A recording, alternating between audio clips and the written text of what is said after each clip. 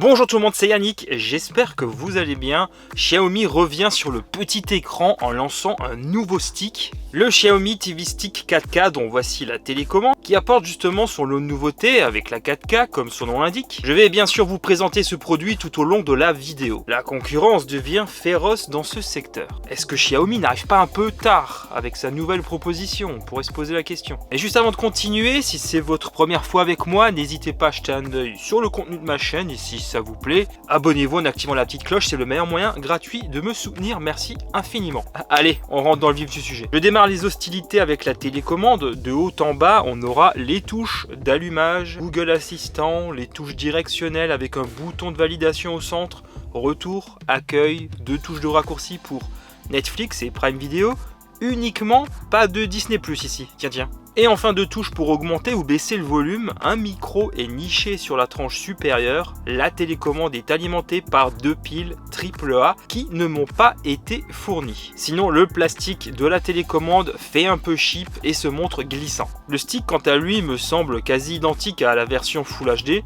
En guise de connectique, on retrouve uniquement le port micro USB qui sert à l'alimentation et le tout est revêtu de noir avec une partie brillante. Une petite LED nous permet de constater le bon fonctionnement de l'appareil. Dans la boîte, nous retrouvons le nécessaire pour faire fonctionner correctement le stick, un cordon USB, une rallonge HDMI, un adaptateur secteur et une notice. L'interface du Xiaomi TV Stick 4K repose sur Android TV 11. Ici, pas de Google TV comme j'ai pu vous le montrer à l'occasion de mon test du Stick 4K de Realme, mais vous allez voir que la philosophie reste finalement assez proche. Lors du premier lancement, il faudra d'abord renseigner son compte Google. J'ai tout réalisé à partir de mon smartphone Android en demandant à Google Assistant de configurer mon appareil. Ensuite, même pas besoin de rentrer son code Wi-Fi ni son compte, le smartphone transmet au stick toutes les informations nécessaires. C'est hyper simplissime et agréable de ne pas avoir à galérer avec un clavier virtuel à l'écran. Je suis convaincu qu'Android TV reste l'une des meilleures interfaces télévisuelles, malgré quelques défauts parce que rien n'est jamais parfait. Commencer par un bandeau publicitaire mettant en avant du contenu que l'on apprécie,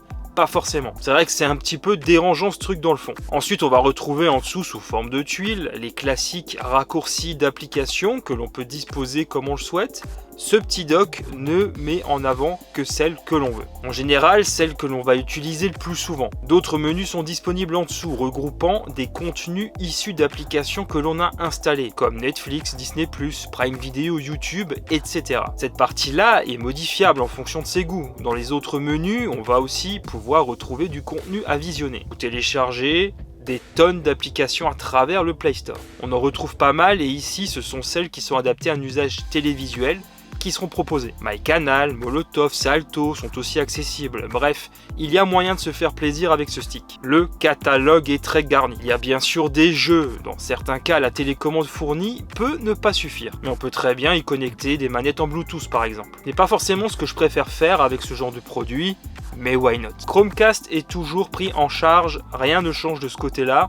En revanche, AirPlay n'est pas de la partie. Je vous montre rapidement le menu des paramètres, pas de changement significatif, je ne l'avais pas signalé avant, mais Xiaomi a placé une touche de raccourci vers Patchwall sur la télécommande. Autant vous le dire, pour le moment ça ne fonctionne pas. C'est un launcher alternatif censé apporter une interface différente, mais rassurez-vous, on peut le supprimer ou tout simplement ne pas l'utiliser si on le souhaite. Allez, je vous propose qu'on se fasse un petit test de Google Assistant sur la télécommande. Il suffit de faire un appui court et de parler tout simplement.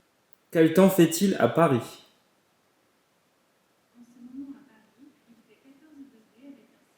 Je veux écouter de la musique sur YouTube.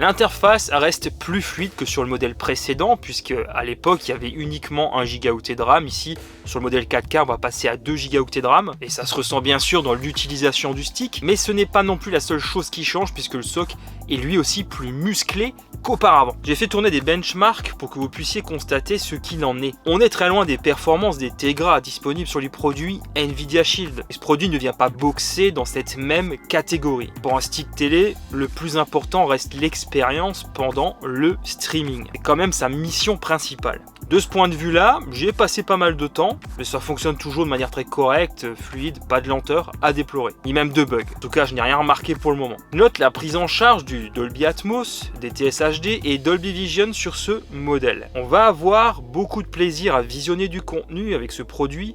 Le stick prend en charge le Wi-Fi jusqu'à la norme 5, ainsi que le Bluetooth 5. Dans mon cas de figure, le routeur que j'utilise est situé à 7 mètres de distance avec un mur porteur situé à mi-chemin. Je capte bien le signal de mon côté. Le nouveau stick 4K de Xiaomi vient apporter un petit coup de fouet par rapport à la version Full HD sortie en 2020. D'ailleurs, vous hésitez entre le stick que je viens de vous présenter et le précédent. J'aurais tendance à chaudement vous recommander la version 4K, même si finalement vous ne disposez que d'un téléviseur Full HD. Autrement, vous le savez, si vous me suivez, la concurrence est assez rude dans ce secteur-là, notamment portée par Amazon avec ses nombreux sticks Fire TV. Et Amazon est plutôt bien placé dans ce segment, il faut l'avouer. Mais si vous préférez Android TV, comme alternative, moi ce que je vois également c'est le Chromecast avec Google TV qui pour moi reste toujours un excellent produit. J'aurais même tendance à le préférer moi. Le nouveau stick 4K de Xiaomi est lancé aux alentours d'une 60aine d'euros, je vous mets bien sûr les liens juste en bas en description si vous voulez l'acheter. N'hésitez pas non plus à me dire ce que vous avez pensé de ce produit juste en bas en commentaire. Pour ma part, je vous retrouve très vite pour de nouvelles vidéos. D'ici là,